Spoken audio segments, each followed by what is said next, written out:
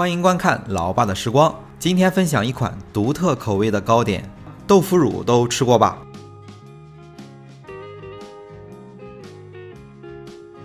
制作和配料也不是很难，传统的中式糕点的做法。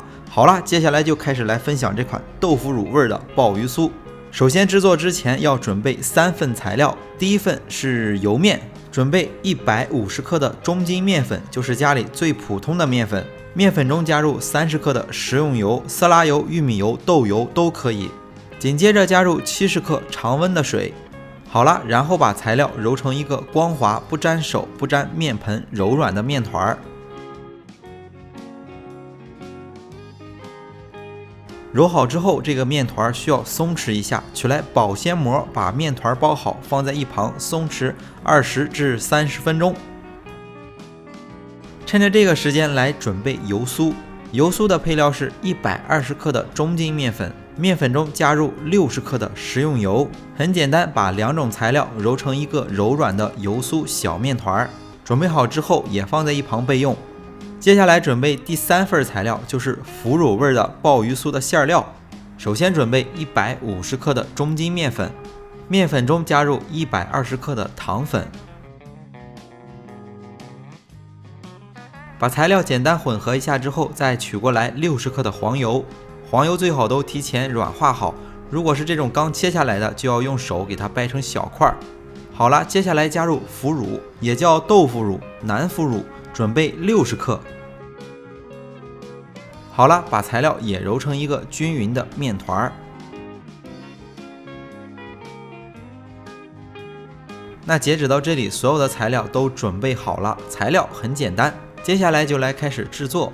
首先在案板上撒上少许的干面粉，把已经松弛好的这个油面取过来。准备的这份食材呢，大概能做12块鲍鱼酥。在切面的时候可以比一下，正好切出12个小剂子。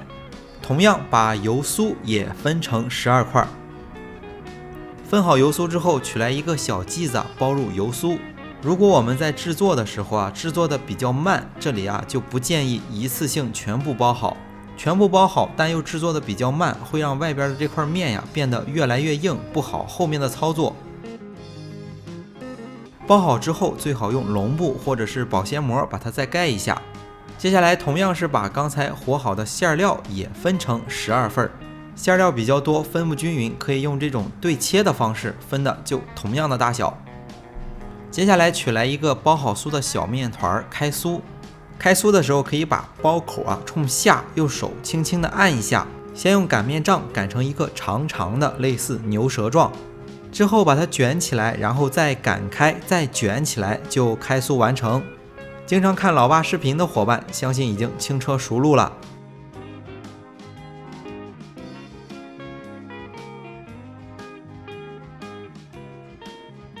接下来就要擀成一个中间厚两边薄的一个面皮，大小呢刚好能包入一个馅料就差不多。如果伙伴们做的比较慢，不建议一次性开很多，开2个先做着，做完再开剩余的。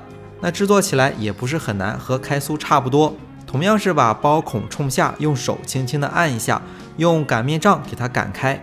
由于馅料比较多，擀开到一半的时候把它再反过来，那这样再擀，包出来的糕点就比较好看，不容易破皮，还能保证在制作的时候馅料太多不容易露出来。那制作的这一步呢，尽量把它擀得稍微薄一点，这样做出来的糕点口感比较好。擀好之后把它给卷起来。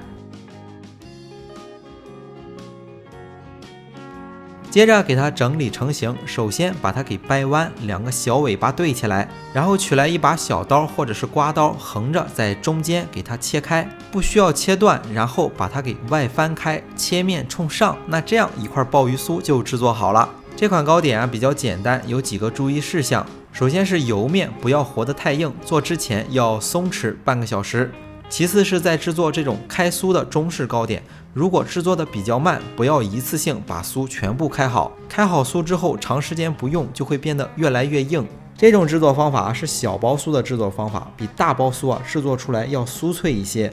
但是它的缺点就不如大包酥做出来的样式好看，而且口感太酥脆了，不方便运输。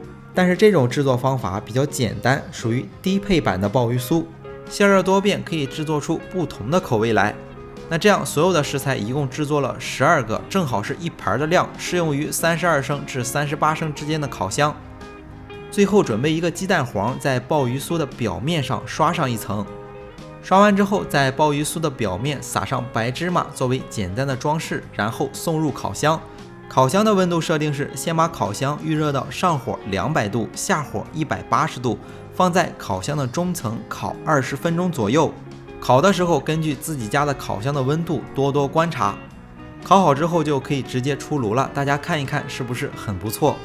好了，今天的这款豆腐乳味的鲍鱼酥就做好了。如果大家喜欢老爸做的美食，一定要帮忙关注点个赞，谢谢大家。为了方便大家去记视频中所需要的材料和时间点也备注在视频下方的备注栏。